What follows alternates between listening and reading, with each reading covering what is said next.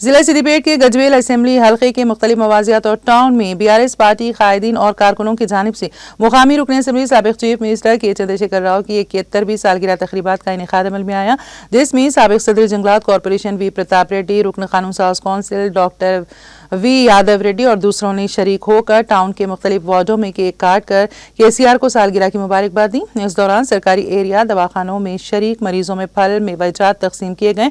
इस मौके पर खिताब करते हुए वी प्रताप रेड्डी ने बताया कि साबिक चीफ मिनिस्टर के चंद्रशेखर राव ने अपने दौरे हुकूमत में नई रियासत तेलंगाना को सुनहरा तेलंगाना बनाया।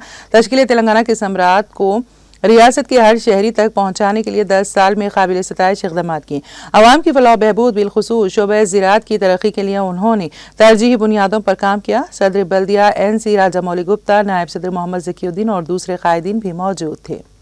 KCR గారి పుట్టినరోజు సందర్భంగా అనాథలైనటువంటి పిల్లలు మల్లయ్య గారు, ఎర్ర మల్లయ్య గారు, వాళ్ళ కొడుకు రవి గారు అప్పుల ఊబిలో కూరుకుపోయి పంటలు వేసినప్పటికీ కూడా ఆదాయం రాక అప్పుల పాలైపోయి ఆత్మహత్య చేసుకునే పరిస్థితి వచ్చింది. సమయానికి ఎలాంటి డబ్బులు అందుబాటులో లేకపోవడం వల్ల తనకున్నటువంటి పొలాలు కూడా ఇదివరకే అమ్ముకోవడం వల్ల ఈ దిక్కు తోచని పరిస్థితుల్లో ఆత్మహత్య చేసుకున్నటువంటి పరిస్థితి.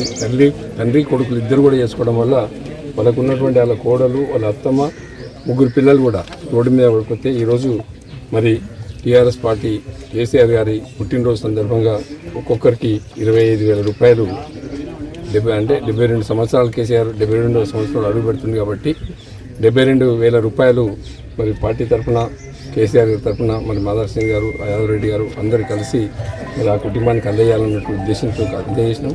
మరి ఏదేమైనప్పటికీ కూడా KCR గారు గతంలో అన్ని విధాల రైతులకు అండగా ఉండి ఇలాంటి కుటుంబాలు ఇలాంటి ఆత్మహత్యలు జరగకుండా చాలా ప్రయత్నాలు చేసినాం.